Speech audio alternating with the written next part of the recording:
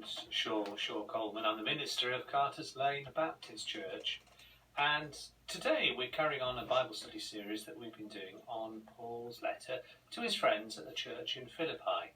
It was the first European church that Paul had established. I always find it interesting whenever you look at the Bible that you see it in a new way depending upon the circumstances through which you're working. At present, we're in the middle of the coronavirus crisis, and it's interesting to contrast that with this letter, because Paul was having his own crisis. He was in prison. He'd had a pretty difficult time more generally, but now he was in prison writing to his very good friends in Philippi. And in this Bible study, I want us to explore some of the similarities between his time and ours. More on that in a moment, but first let's remind ourselves of how we're tackling this. We're not doing a chapter-by-chapter study of the letter to the Philippians, but we're looking at 5 big themes. The first that we looked at was his thankfulness to the Philippian community, who had supported him through all sorts of trials and tribulations. We then went on to look at him warning against the dangers of, the self-made man, as he used to be described. And the problem with a self-made man who worships his own creator. Paul was saying, don't be proud about what you've achieved. That isn't important. And then last time, we had a look at the alternative that he suggests, which was to imitate the humility of Jesus Christ. In the study after this one, we'll be looking at how he focused on people. He didn't let principles get in the way of people. But today, we're going to be looking at one very big theme for him. And that theme was actually discovering peace and joy despite the circumstances in which he found himself. We're going to be looking at a number of verses through the letter from chapters 1, 2, 3 and 4.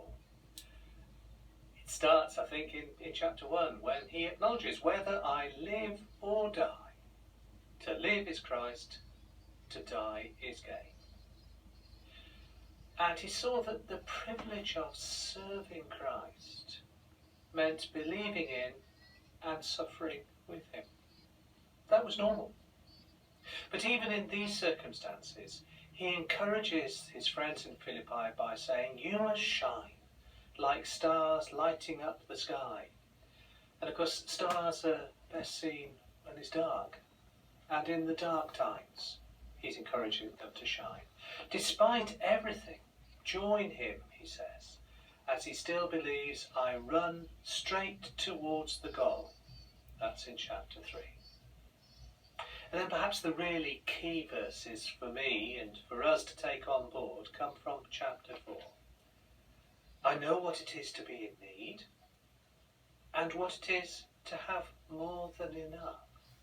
He's at peace with himself, so much so that he can say, may you always be joyful in your union with the Lord. And to emphasize it, to reinforce it, he says, I say it again, rejoice. Okay, let's be honest. There are times when we can be discouraged. Sometimes over stuff that in the bigger picture is pretty irrelevant. You know, the broken fingernail, the missing jigsaw piece, the phone call interrupting us just when we're about to do something. Sometimes we can be discouraged over stuff that is personally painful, feeling unwell, or let down, or neglected by friends, leaving us feeling trapped in a kind of, personal prison maybe.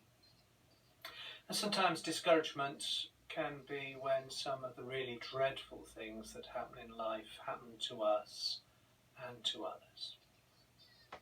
I don't believe Paul was telling the Philippians off or lecturing them, but speaking as a friend who has known his own pretty difficult times, writing as someone who has known opposition, rejection, clashes with violent protesters, lengthy and difficult journeys and a shipwreck as well.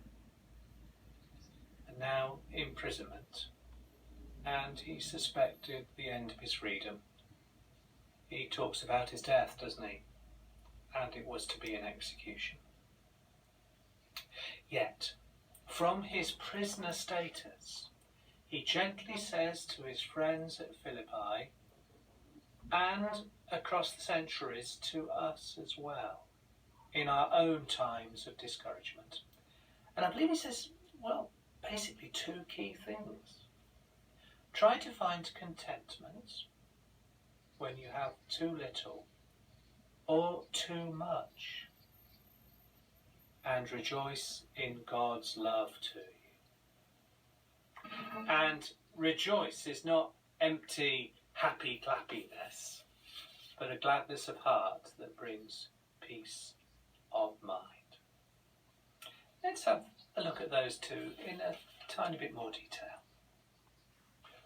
What is happiness? Often we can miss happiness because we're enjoying it too much. We can become nostalgic afterwards as we ruefully reflect, well, I was happy then. School days, happiest days of your life? Well, perhaps they were. The first love or the birth of a child. But sometimes we only appreciate happiness in retrospect, when they're gone. When we're busy complaining about the loss of the good old days. Robert Burns, Scottish poet who actually lived just down the road from where my dad was brought up, summed up the human condition in his famous poem, To a Mouse. It's got lots of memorable lines like, the best laid plans of mice and men gang after gley. Plans can go wrong, and often do. But right at the end, he contrasts himself and the mouse. The mouse lives only in the present, but Burns says, still thou art blessed compared with me. The present only toucheth thee, but oh, I backward cast my eye on prospects drear, and forward, though I canna see, I guess and fear. Paul recognised that true joy, true happiness was found in contentment, whatever the circumstances, whether he had enough or too little, neither wasting emotional energy on what was beyond his control, nor discovering that contentment was nothing other than the first cousin of joy. Because above all else, he was content that his eternal future was safe in God's hands. And whether we feel like an oppressed mouse at times, or a fearful poet, we remember that in Jesus Christ, we too can know that, as Paul said, to live is Christ, and to die is gain. Well, we have one more session with Paul and his letter to the church at Philippi, and I hope you can join us on that occasion. But this one has left me with a great deal to think about, and maybe for all of us too, that we do live in strange times. We could spend a lot of the time rueing about this isn't the right way to do things, but we have to live in the present. We can't live anywhere else. And maybe what he says about contentment does strike true. I do like the idea that he was content when he didn't have enough, but also content when he had too much. Sometimes having too much can be just as difficult as having too little. For me to live is Christ, to die is gain, was what he said. He said it all in a divine setting. Well, thank you ever so much for being part of this today.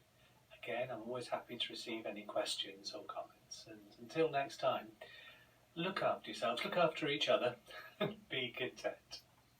God bless you now. Bye-bye.